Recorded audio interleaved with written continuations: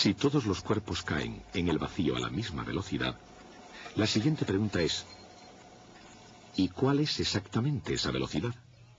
Por nuestras propias experiencias sabemos que la velocidad de un cuerpo al caer aumenta durante la caída, lo cual significa que acelera, cayendo cada vez con más rapidez. Incluso antes de Galileo, algunos eruditos ya habían intentado dar una explicación a ese movimiento de aceleración.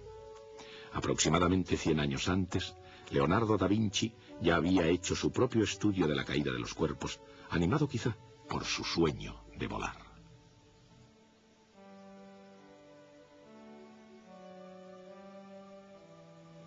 Más que preguntarse por la rapidez de la caída de los cuerpos, Da Vinci se preguntaba cuánto caerían en los sucesivos intervalos de tiempo. Su teoría del movimiento acelerado era que un cuerpo recorrería cayendo mayores distancias en intervalos posteriores. Después concluyó con la teoría de que las distancias seguían la ley de los números enteros. Es decir, una unidad de distancia en el primer intervalo de tiempo, 2 unidades en el segundo intervalo de tiempo, etc.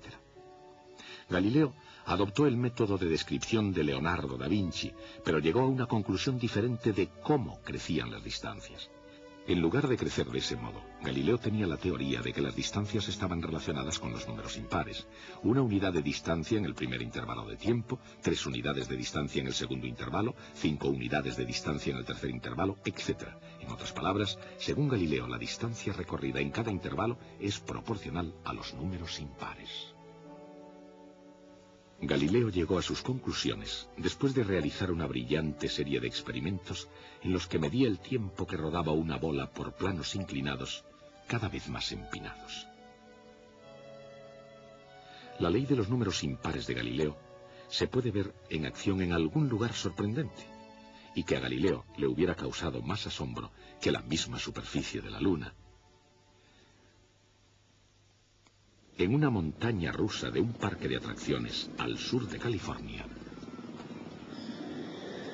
los visitantes pagan con gusto una cantidad de dinero por el privilegio de dejarse caer en caída libre a través del espacio bajo la influencia de la gravedad. Algodón de azúcar, candy, es mucho mejor.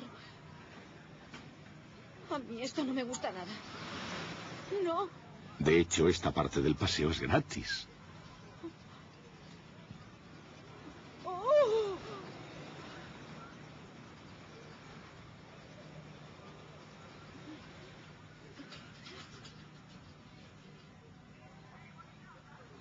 Por lo que realmente pagan los visitantes es por una serie de medidas que se han tomado y que les permite sobrevivir a cualquier velocidad. Pero, ¿y qué hay de Galileo?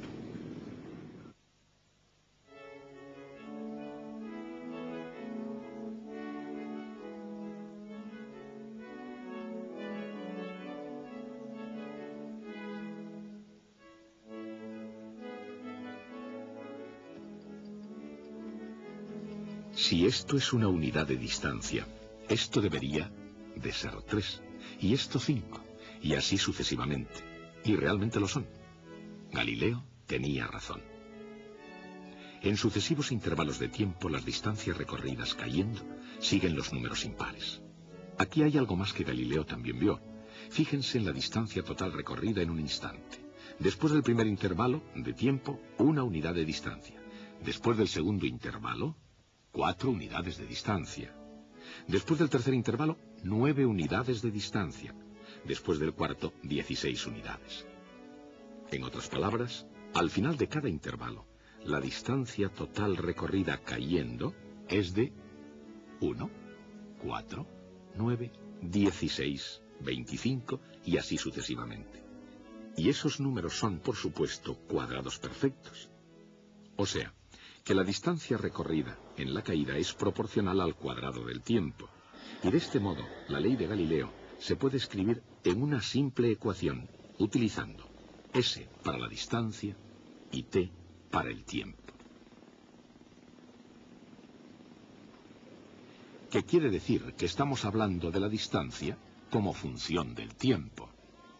Esta constante C numéricamente es igual a la distancia que recorre el cuerpo cayendo durante el primer segundo, es decir, 16 pies, aproximadamente 5 metros.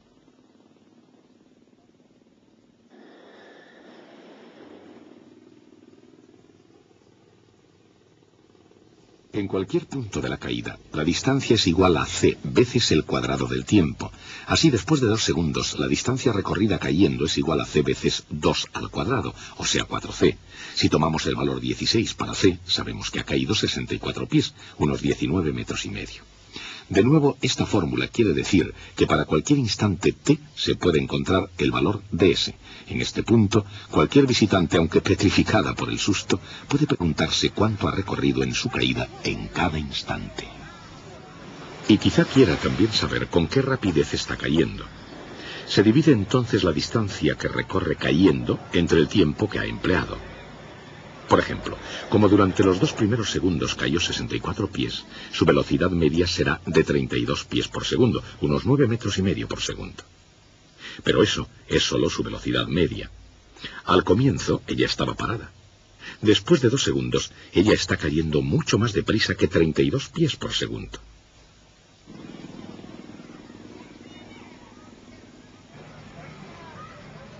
Pero lo que realmente desea saber esta mujer no es su velocidad media, sino su velocidad exacta o instantánea en cualquier instante dado.